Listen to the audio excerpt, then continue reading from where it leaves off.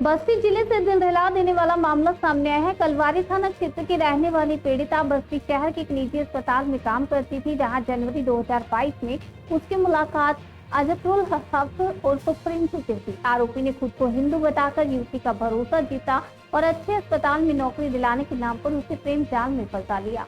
युवती को शक न हो, इसके लिए आरोपी हाथ में कलावा भी पहनता था। भरोसा जीतने के बाद आरोपी ने युवती के साथ दुष्कर्म किया और फिर शादी का झांसा देकर लगातार उसका शोषण करता रहा। आरोप है कि जब युवती शिकायत लेकर आरोपी के घर पहुंची तो वहां उसके भाई और सहयोगियों के साथ मिलकर गैंग रेप किया गया। पीड़िता का ये भी आरोप है कि आरोपी और उसके परिजन उसको धमकाते थे और भाई के अपहरण तक की धमकी देते थे। पीड़िता के अनुसार आरोपी हिस्ट्री शीटर अपराधी है और उसके परिवार वाले भी इस पूरे अपराध में शामिल थे। मामले की गंभीरता को देखते हुए कोतवाली पुलिस ने आरोपी सहित 8 लोगों के खिलाफ FIR दर्ज कर मुख्य आरोपी को गिरफ्तार कर जेल भेज दिया।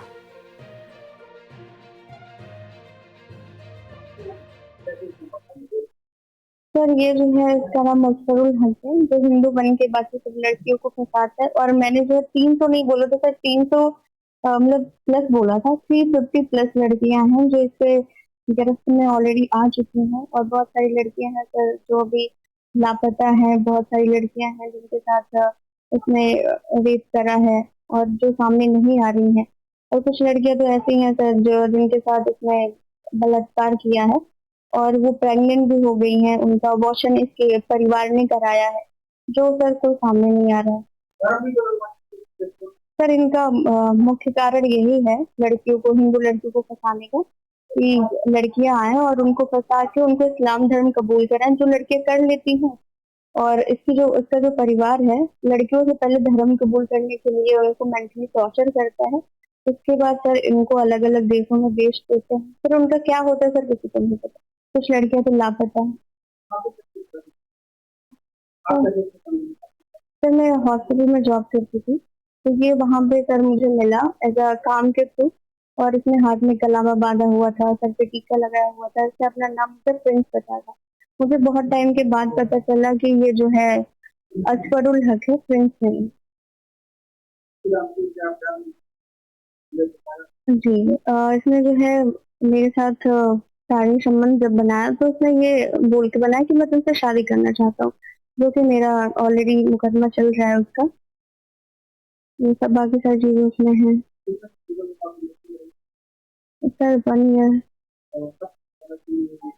2023 में पता चला सर मुझे कि ये जो है हिंदू नहीं मुस्लिम है, जो कि मैं हटना चाही थी सर। इसने मेरे साथ जो कि मैंने पहले भी बताया है सर, मेरे साथ बलात्कार किया और बहुत उसके साथ में उसके भाई ने किया और एक अज्ञात व्यक्ति था।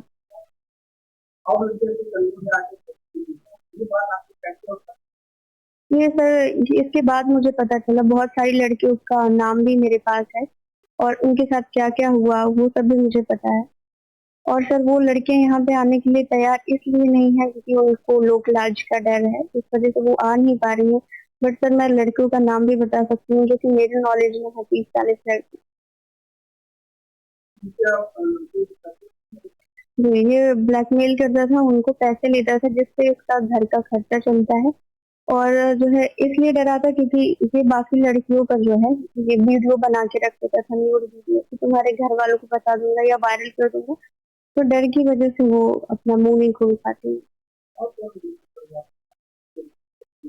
इसकी दोनों बहनें हैं, इसका भाई है, इसके पिता हैं मजहर हुसैन, नवीना खातून और मिसबा उस्मानी, राना उस्मानी और यासर जी। इन लोगों ने सर पहले मुझे धर्म परिवर्तन के लिए मुझे बहुत मेंटली टॉर्चर किया कि आप धर्म परिवर्तन कर लो तो शादी करा देंगे। तो जब मैंने इससे इनकार किया उसके बाद सर मेरे साथ जी जी जी परिवार में सर उसका भाई और उसके पिता, उसकी माँ और उसकी बहनें जी। और उसकी जो एक सहयोगी है तमीम बानो, जिसका नाम समा खान है, जिसका काम है लड़कियों को जो है लाके, वो एक स्कूल में टीचर है जो खलीलाबाद में स्थित है। वहां पे वो लड़कियों को जो है बहलाती फुसलाती है कि आपको एक्स्ट्रा पैसे कमाने हैं या फिर कुछ अलग से। तो वहाँ की लड़कियों को ये लाके सप्लाई करती है। इसमें इसका पूरा जो परिवार है ये सेक्स रैकेट का काम करता है। जी सर, इसके बहुत अलग अलग जगहों से हैं। जैसे आपका ये नेपाल हो गया, मुंबई हो गया, गोरखपुर, फरीदाबाद, आसपास के जितने भी जिले हैं सर, इधर इसका चलता है, रैकेट चलता है।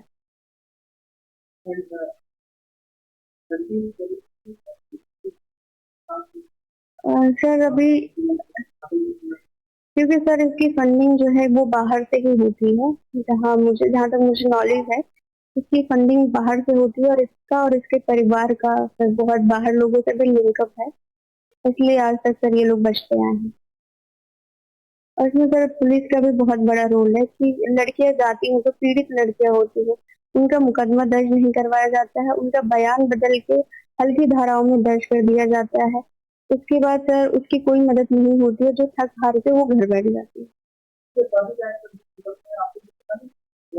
नहीं, पहले मुझे नहीं पता था, उसके बाद जब वो मुझे डराने धमकाने लगा तो मुझे पता चला कि इसके ऊपर ये बहुत बड़ा कुख्यात अपराधी है, उसके ऊपर इतने मुकदमे हैं, कई लड़कियों ने सुसाइड किया है, कई लड़की को प्रेग्नेंट किया है, और कुछ लापता हो गई हैं।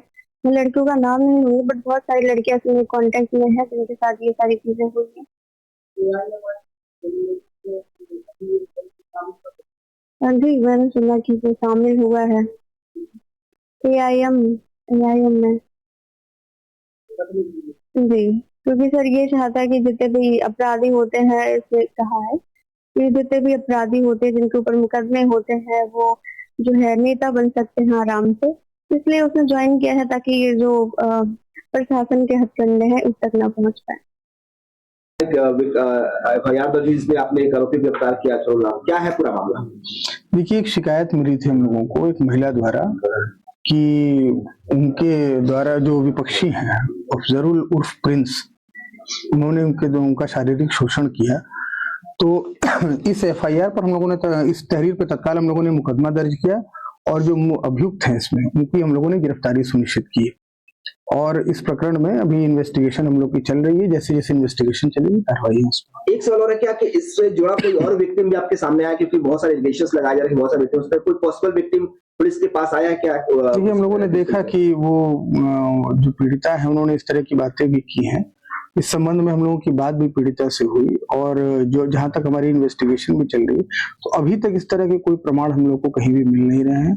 और चूंकि उन्होंने कहा है कि उनके संपर्क में भी कुछ लोग इस तरह के हैं जिनके साथ धर्मांतरण जैसी बात की गई है, तो उनसे भी पुलिस द्वारा, IO द्वारा, हम लोगों द्वारा बात की जा रही है कि इस संबंध में आप हम लोग को साक्ष्य प्रोवाइड करें, ताकि उन साक्ष्यों को भी हम लोग शामिल करके इसमें अग्रेतर कार्रवाई कर सकें। क्या सर इसके पहले इसके आरोपी को कोई और मुकदमा या गैंगस्टर जैसी कोई कार्रवाई हुई है क्या? इनके पूर्व में भी कुछ मुकदमे इनके ऊपर दर्ज हैं, और ये जो महिला पीड़िता है इसमें, इन्होंने स्वयं इसके ऊपर भी पहले एक छेड़खानी का मुकदमा लिखवा रखा था, और उसके बाद भी दोनों लोग लगातार संपर्क में थे, जो कि इन्वेस्टिगेशन में सामने आया है। और उसके बाद ये तहरीर इन लोगों ने दी जिसके आधार पर ये मुकदमा दर्ज हुआ।